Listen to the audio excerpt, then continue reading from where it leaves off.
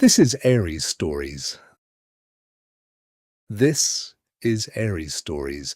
Stories for the quiet hours, when familiar places quietly become impossible.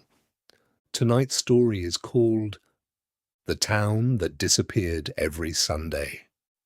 Every Sunday morning, our town disappeared.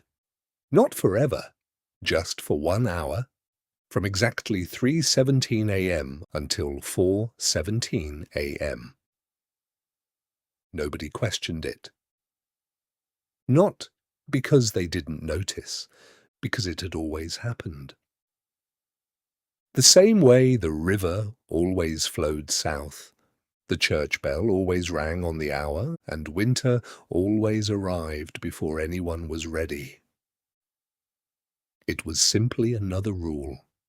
By sunrise, everything returned. The houses, the trees, the roads, the old train tracks that hadn't carried a passenger in decades. Nothing was damaged. Nothing was missing. Life resumed exactly where it had paused.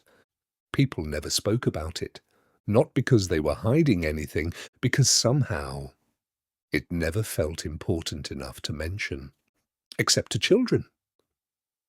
Every child in town grew up hearing the same warning. Be asleep before 3:17. Keep the curtains closed. Whatever you hear, don't look outside. My grandfather never laughed when he said those words.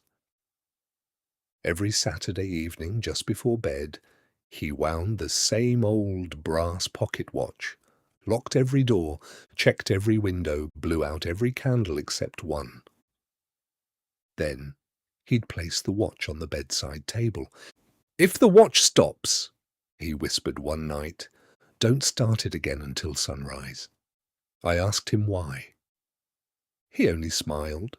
"It's because time belongs somewhere else for a little while." I didn't understand. When I was a child, I obeyed. When I turned 24, I decided to stay awake. I told myself I was proving an old superstition wrong. At 3:10, the town was silent. At 3:15, even the wind stopped. Not slowed, stopped. The trees froze exactly where they stood. Leaves hung motionless in the air. Then my grandfather's pocket watch stopped ticking. 3:17. The silence became so complete. I could hear my own heartbeat. Then came the sound. Footsteps. Not inside the house. Outside. Dozens of them. Walking slowly down the empty street. I remembered the warning. Don't look outside. For a moment, I almost listened. But curiosity has a strange way of sounding like courage. I pulled the curtain back. The street was still there. The houses were still there. The streetlights still glowed softly beneath the mist. But nothing looked alive. The colours had faded. Everything wore the pale silver of moonlight, as though the world itself had forgotten daylight existed. Then I saw them. People. Walking quietly through town. None of them looked frightened. None of them hurried. They simply wandered. Some carried lanterns, others carried flowers. One old man stopped beside the fountain and smiled as though greeting an old friend. I didn't recognize a single face, yet something about them felt familiar, like memories I'd forgotten having. Then one of them stopped walking. A young woman. She slowly turned toward my house, toward my window, toward me.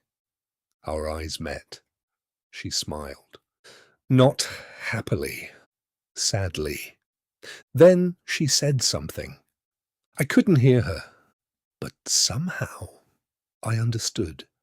"You're awake this time." A cold weight settled in my chest. This time, as though we'd met before, she raised one hand and pointed toward the church at the center of town. The old bell began ringing. Once, twice, 3 times. Its sound echoed far longer than it should have. With every bell, the strangers slowly looked upward. Not at the tower, at the sky. I followed their gaze. There were no stars, only hundreds, perhaps thousands, of tiny lights drifting silently above the town. Not falling, watching. Each light moved gently, like someone breathing. The woman whispered again. This time, I heard her. They remember us. Before I could ask what she meant, someone knocked on my bedroom door. 3 slow knocks. My grandfather. His voice barely rose above a whisper. Close the curtain. I couldn't move. He knocked again. They've seen you. I let the curtain fall. The room instantly felt warmer. The footsteps outside faded. The bell stopped ringing. Then my grandfather picked up the pocket watch. It began ticking again. 4:17. Morning arrived. Birds sang. Cars appeared on the roads. Neighbors watered their gardens. Everything looked perfectly ordinary. Except me. I couldn't stop thinking about the woman. Days became weeks.